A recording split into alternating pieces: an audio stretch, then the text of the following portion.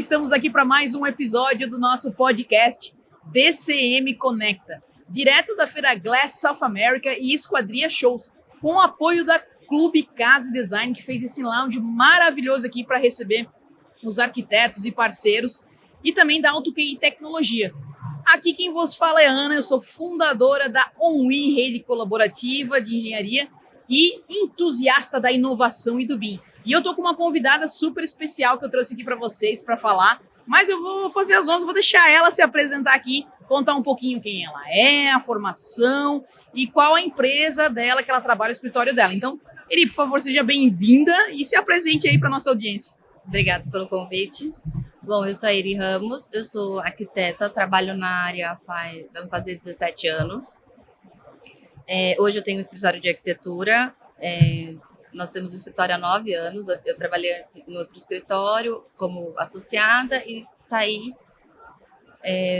na minha crise dos 30, e montei o estúdio e estamos lá bem contentes com a Legal, Eri. definição. Fala o nome do estúdio, né? Que fica o pessoal poder conhecer um pouquinho mais, quiser entrar nas redes sociais e também conhecer, Bom, né? O Estúdio IQ, no Instagram tá IQ Estúdio, IKE, estúdio com E, brasileiro, né, gente? E é isso, daí tem site que tá em reformulação. Hoje o foco do escritório a maior parte dos projetos são projetos residenciais e interiores. Normalmente o projeto que a gente faz, a arquitetura, a gente faz também interiores. É muito raro não fazer os dois projetos. Também tem apartamentos, alguns corporativos e comerciais também. Ah, legal. Então, você, geralmente, lá no seu estúdio, lá no seu escritório, você fecha o projeto arquitetônico já com um pacote de interiores e executivo junto. Na verdade, eu ofereço, eu evito de fechar no mesmo contrato. Quando o cliente insiste, até coloco lá como um opcional, para o cliente ficar à vontade, quando for a hora certa, definir. Alguns pedem, até para a questão de amarrar valores, porque querendo ou Já não... querem ter uma noção, então. Esses interiores, querendo ou não, acontece 1 ano depois que a obra começou, normalmente, ou 1 ano depois que a gente fechou o contrato, que tem o tempo de projeto executivo e complementares. Então, alguns já saem do início, outros durante o processo, que durante a obra eles vão percebendo o quão é importante ter informações para a obra. Quanto mais informações eles têm, apesar do nosso projeto executivo básico de entrada, eu já ter definição de iluminação, já ter definição de pisos e revestimentos, isso não, lá no estúdio aqui, isso não faz parte do detalhamento ou do interiores. Isso faz parte do projeto de construção. Entendi. Porque eu vejo que não consigo desvincular, na minha visão, porque eu fiz por muito tempo acompanhamento de obra. Então, eu não consigo desvincular você definir, fazer um projeto elétrico sem definir quais são as luminárias. Isso é uma coisa que não dá para definir no interiores. No interiores, a gente pode ajustar, sim, mas aí eu já tenho circuitos, eu já sei o que, eu vou trocar o que? Um posicionamento de luminária, esse é um ponto. E revestimento também, isso define a parte bruta da obra, o chapisco, o reboco. Então, assim, eu preciso definir o revestimento antes. Essa é a visão que nós temos lá no estúdio. Ah, legal. E eu entendo de onde veio essa visão. Você falou que você acompanhou muito obra. Quem vai para a obra e tem que resolver isso lá, sabe da importância de ter isso planejado já aqui no início, né? E o cliente, quando eu passo essas informações durante o projeto executivo, ele até fica meio assustado. Mas agora... Eu tenho que definir isso. Eu vou comprar lá na frente. Daí eu deixo, tanto é que essa planta de acabamentos, que eu chamo, de paginação, eu entrego no meio da obra. Quando o cliente, eu até brinco com eles, quando fizer a última laje, a gente começa a ver revestimento. Porque sim, vai entrar na parte cinza e eu preciso ter vai pôr pedra na parede ou vai pôr porcelanato, vai pôr qualquer outro revestimento cerâmico, isso interfere. Então, esses detalhes que não tem, na minha opinião, não tem como desvincular da obra, da arquitetura.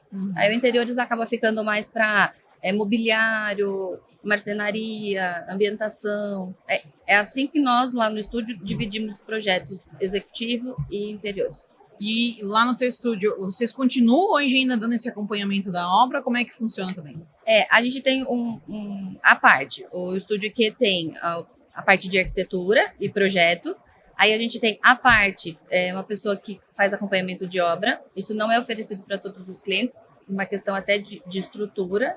Ok, não conseguir atender essa demanda. E não temos esse interesse em atender. É muito diferente quando o escritório faz administração de obra, é muito diferente. Mas também não é possível fazer. A gente tem que ampliar a equipe, aí entra num ponto de uma construtora, e não é o nosso caso. O nosso foco é a arquitetura. Certo. Mas eu, sim, fico muito feliz nas obras que o escritório administra, porque o resultado final é outro. É outro, né? Aí fica muito mais fiel àquilo que foi projetado. Sim, né? Porque qualquer dúvida na obra, não que os outros... Se fechar com o empreiteiro, que é nossa indicação, já é um Já é um plus. Nossa, porque como eles têm facilidade de comunicação, tem o nosso telefone em todas as folhas de projeto, como eles têm a facilidade de comunicação, a coisa flui, eles não vão entrar em contato com o cliente, eles ligam direto pra gente. Certo. Então, qualquer sugestão que vá facilitar a execução e não vai interferir no projeto, ele vai falar comigo. Entendi. Então, isso já ajuda muito. Legal. E agora a gente fala de tecnologia e inovação. Conta pra gente como é que o estúdio se encaixa, como é que tu vê o encaixe do estúdio nesse item lá? Vocês trazem inovação para a parte projetual? Como é que funciona isso lá? Bom, essa é uma preocupação até por uma questão de mercado, de você estar inserida. O estúdio presta serviço para algumas incorporadoras, fazendo projeto executivo de arquitetura. Então, assim, eu preciso estar atualizada, o escritório precisa estar atualizado para poder trabalhar para essas empresas, para começar. E segundo, que eu preciso estar atualizada para fornecer o melhor para o meu cliente. Perfeito. Então, assim, e para isso, hoje nós basicamente cobramos pelo tempo do nosso trabalho. Quanto mais eu conseguir diminuir o nosso tempo de trabalho, mais lucro eu tenho. Mais lucratividade. E, na verdade, está tudo difícil de ter lucro, né? A gente só não está subindo o preço, está diminuindo o tempo porque as coisas todas vão... O mercado está crescendo, está ampliando, tem mais profissional. Então, assim, na minha visão, é necessário a gente estar atualizado em relação a softwares. Isso é uma coisa que... acho que, sei lá, todo mês tem uma novidade, então, assim, você precisa estar antenado. Essa é uma preocupação que eu já tinha há alguns anos. A gente teve uma virada de chave grande no escritório há 2 anos atrás. Agora, né, esse mês completa 2 anos que foi inserido 100% o BIM no estúdio. Então, ele faz parte desde o início do nosso projeto. A única coisa que nós fazemos ainda fora do BIM é a parte de imagem. Ok. Mas, assim, a base sai do BIM, tudo sai do BIM, até mobiliário. Interiores, arquitetura. Tudo. Até o estúdio, tu estava falando para mim, né? O estudo preliminar ali, tudo está sendo feito hoje dentro da metodologia BIM. Eu recebo em DWG do topógrafo o levantamento planeométrico, e aí a primeira coisa é inserido no terreno. BIM, e aí eu começo o estudo em cima disso. Eu falo que eu sou um pouquinho analógica, então eu ainda, à mão, num programa mais como se eu estivesse desenhando à mão, mas assim, a equipe 100%. Eu mexo, mas com certeza a minha equipe lá faz 10 vezes mais rápido do que eu, essa questão de trabalhar com o software, né? Querendo ou não, com o tempo a gente vai... trabalhando um pouco menos. Mas, assim, uma coisa que eu sempre fiz como coordenadora de projeto no outro escritório, eu sempre fiz compatibilização de projeto arquitetônico, ou seja, eu revisava o projeto da minha equipe.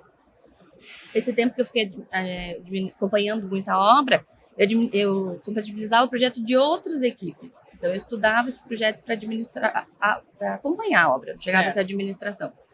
E isso sempre foi muito cansativo, porque você revisa 1, 2, porque, querendo ou não, mesmo sendo no computador, era como se a gente fizesse à mão, colocava uma informação aqui, aí se esquecia na outra folha, na outra prancha. Com o BIM, isso não existe. Então, assim, hoje, dentro do estúdio, meu projeto executivo passa por uma revisão. Olha só. Eu não tenho mais revisão 2, tenho, assim, revisão de obra. Sim. Se mudou alguma coisa na obra, que o cliente ajustou. Não tem como controlar isso aí, né? Mas revisão da equipe, tipo, não preciso revisar a tabela de portas e esquadrias, eu não preciso... Não vai ter o erro, tá tudo conectado não ali. Tem. Não tem como um humano não ter contado errado, não tem isso. O template está muito bem montado, demorou um bom tempo para a gente conseguir montar nosso template. Eu acho não, até hoje tem atualização, porque o mercado sempre tem coisas novas. Provavelmente vai continuar tendo, né? Mas, assim, a base principal do template, a gente fechou mesmo há 1 ano atrás. Ou seja, foi 1 ano montando. Tá. Então você está falando assim, ó, que essa jornada do BIM começou há 2 anos lá atrás, né? Que tu começou a implementação. E como foi? Como é que vocês fizeram essa implementação? Vocês resolveram do nada sozinho, começaram a estudar? Como é que foi? Como eu comentei, eu não sou muito da aula online, eu prefiro o presencial ali. Pesquisei bastante. E aí eu descobri um professor, que ele é professor de pós-graduação em BIM. Certo. E ele estava dando aula, inserindo BIM, dando um curso particular para os escritórios. Então eu chamei ele para uma conversa, é lógico que tem um valor bem diferenciado. Então a aula foi presencial para minha equipe, 4 horas por semana, por 3 meses. Ele pegou um projeto do estúdio que eu já tinha montado, tanto o executivo de arquitetura quanto o detalhamento de interiores. Ele estudou, pediu 30 dias para estudar e ele montou. Ele chegou no escritório com um template prévio, que ele montou baseado... Porque eu não queria mudar o visual da minha entrega do projeto executivo. Eu sempre achei... Isso era um pré-requisito para ti. O interiores a gente mudou, eu acho que evoluiu muito, já detalhes sobre isso. Mas o executivo, a gente, visualmente, o trabalho impresso é muito similar. E aí ele deu esse curso. A gente ficou em curso em 3 meses. Então, em julho de 2 anos atrás, em 2022, desde daquela data de finalização do nosso curso, sobe. Então, teve até um projeto que, assim, a gente tinha feito ele em DWG, o executivo da casa. E aí, logo em seguida, logo que a gente finalizou o curso, a gente começou a fazer o interiores. E aí a equipe, mas a gente vai fazer a casa inteira de novo? No BIM, falei, vai. Aí subiu a casa, fez o executivo de novo para poder fazer o interiores. Eu tinha que ter todas as informações. Certo. A gente teve uns 6 meses de frios na barriga, porque foi muito difícil a questão de alinhar cronograma, porque a gente não sabia o tempo para produzir. Tem uma curva de aprendizagem também, né? E eu achei que esse time, pelo menos da primeira fase, que é o estudo preliminar e o anteprojeto, eu achei que isso ia demorar mais, sempre, pro resto da vida. E hoje não. Hoje, hoje o nosso time de estudo, a partir do momento que saiu da minha mão, do processo criativo, e vai para a galera para colocar no software, é o mesmo tempo que eu fazia antes em DWG e num outro software de imagem. Então, assim, isso eu fiquei muito feliz, porque era uma coisa que eu não imaginava. O BIM é detalhadíssimo, tem todas as informações, aí tem a fala, né, de vários colegas. Mas para fazer um estudo no BIM eu vou demorar muito tempo? Não, porque eu não preciso de tantos detalhes na fase de estudo. Eu preciso de detalhes externos. Alvenaria, esquadrias, o telhado, mas eu não preciso desenhar a calha nessa fase. Sim. Eu preciso saber que o telhado fica inserido ali e que tá ok. Então, a gente consegue, colocando a informação necessária para o estudo, e aí quando chega no executivo, aí já tá meio caminho andado. Então, para fazer essa implementação, vocês contrataram uma consultoria bem especializada, né, ali para vocês, no ao vivo, muito personalizada, sim, né, pelo que eu entendi. Tiveram essas aulas aí durante esse tempo, depois tiveram mais uma adaptação inicial de 6 meses, sim, até assim começar a entrar no eixo novamente, para daí começar a colher. Você até me falou do template, né? Que sim, mesmo o template ainda continua sofrendo alteração. O BIM ele é muito melhoria contínua, não tem essa mais de parar. Eu acho assim, eu fiz, resolvi, nunca mais vou mudar, né? Eu acho que isso vem da construção civil. A gente tem atualizações, chega a ter atualizações mensais, tem as feiras, os eventos, está sempre atualizando. Então, assim, não tem como o projeto não se atualizar. Aí você parou no tempo. Então, assim, essas atualizações do BIM, de template, é coisa que a gente vai colocando, inserindo no projeto, um rodapé diferente, uma porta exclusiva para aquele projeto, a gente já deixa salva, porque um dia eu posso usar a mesma. Então, assim, nosso template em questão de portas, de esquadrias, tudo, acabamento. A gente, dentro do nosso projeto executivo, aí vem também a minha experiência em obra, em acompanhamento de obra. Dentro do meu projeto executivo, eu tenho várias chamadas de detalhes. Eu tenho muitas chamadas de detalhes. Como vai ser o guarda-corpo, como vai ser o rodapé, como vai ser a soleira, que tipo de ralo eu quero. Por que eu preciso ter essas chamadas? Porque apesar delas virem lá no acabamento, eu preciso avisar a galera da obra que eu vou ter que embutir no pré-serviço, para receber esse material. Que ele tem que deixar ali a ferragem, às vezes, mais ajustado para poder ter margem para embutir 5 centímetros do vidro no concreto, entendeu? Então, essas informações, pergolados, que vão ser inseridos na alvenaria, eu preciso dar essa informação. O pergolado vai vir lá no final, se for madeira, então, dos últimos. Mas o empreiteiro, ele precisa saber que eu tenho que ter um arranque ali. Então, o meu projeto executivo tem todas essas informações. E aí, com o BIM, eu tenho isso tudo pronto, eu só vou colocando na prancha, assim. Então, hoje tu entende que vocês ganharam, como tu falou, assim, tá, legal, eu tô cobrando o mesmo valor do projeto, mas eu consegui ganhar uma otimização. Eu consegui ganhar uma otimização de tempo nosso e eu consegui ter informações mais precisas para a obra. Não vou falar que a gente não erra, né? Somos humanos atrás ali do software, mas vai com mínimo de erro para a obra. Assim, diminui o retrabalho. Muito. E quando o cliente pede atualização, não é aquela coisa sofrida, entendeu? Porque o BIM é informação. Pega o modelo e muda. Isso, eu mudo, então, assim, ele mudou a cor da esquadria, ele mudou o tamanho do perfil. Eu vou lá e mudo essa informação numa tabela. A partir do momento que eu mudei na tabela, o visual está todo resolvido. Eu não tenho que ir desenho por desenho. O BIM, na minha opinião, isso desde que eu comecei a ver sobre isso, a pessoa que vai ser inserida no BIM, ela tem que entender de obra. A gente vê se tu concorda comigo, mas me corrige. Eu sempre digo que o BIM, na verdade, ele muda um pouco a forma de tu pensar o projeto. Não que você já não podia tá pensando nisso no 2D, né? Mas ele é muito mais não sobre você desenhar um projeto, mas muito mais sobre você simular a construção pela primeira vez no computador. Então, quando você começa a fazer isso, que nem você falou, tá, mas aqui eu vou ter um pergolado, mas para ter um pergolado eu preciso ter uma espera, porque senão depois lá eu vou ter que ter um trabalho. Então, tu começa a ter esse tipo de raciocínio, tá, mas eu vou fazer uma parede, mas é uma parede de que espessura? O BIM, ele te avisa. Que material que eu vou usar ali, né? Ele te avisa. A hora que você vai por pergolado, você vai ver que pode ter algum conflito.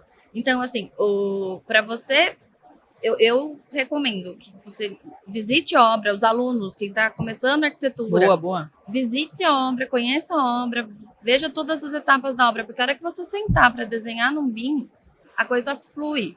Flui porque você realmente interfere. Por exemplo, um exemplo bem comum é rodapé embutido, alguns chamam de rodapé invertido.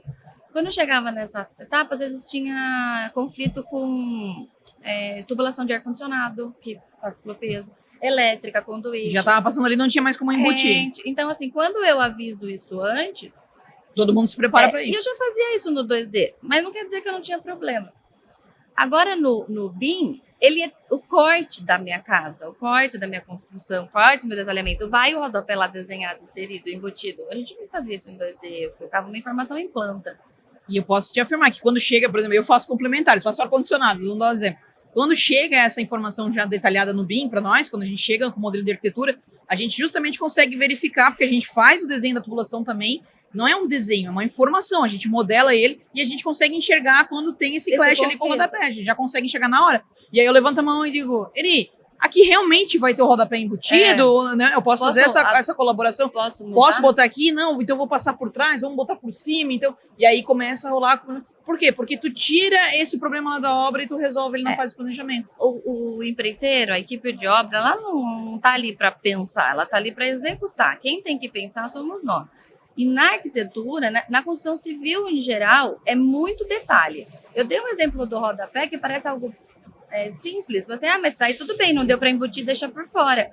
Tá, mas isso faz diferença no projeto. Para quem pensou, para quem projetou, para o cliente que viu aquilo na imagem. O cliente que já decidiu, já gostou, já até comprou a ideia, né? Isso pode ser uma frustração. Claro que sim. Um outro exemplo que a gente tem muito, que eu sempre fiz, faz muitos anos que eu faço, aí entra também na sua área, é trabalhar com o registro do chuveiro dentro do nicho.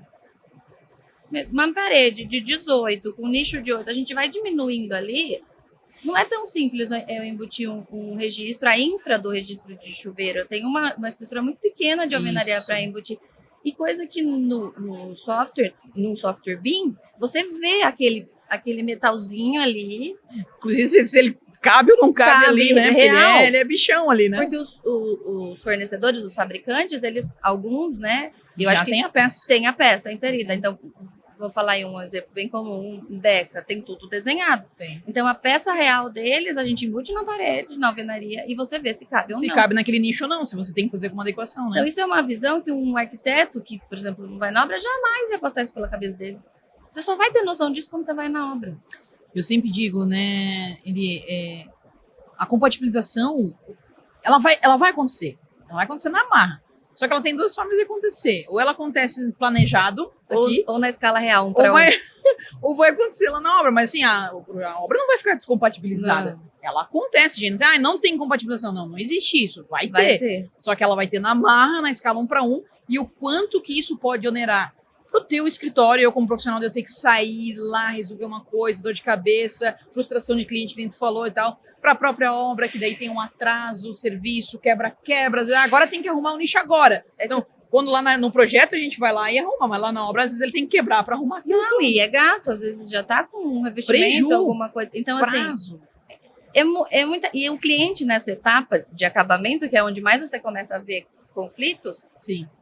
O cliente nessa etapa ele já está cansado, porque ele já está gastando bastante dinheiro. Se ele não tiver com uma mão de obra boa, não tiver alguém administrando a obra dele, aí está mais cansado ainda, entendeu? E questão de prazo. Então, eu falo que arquiteto projeta sonho. Eu sou muito grata pela minha profissão, assim, porque realmente a gente projeta sonho.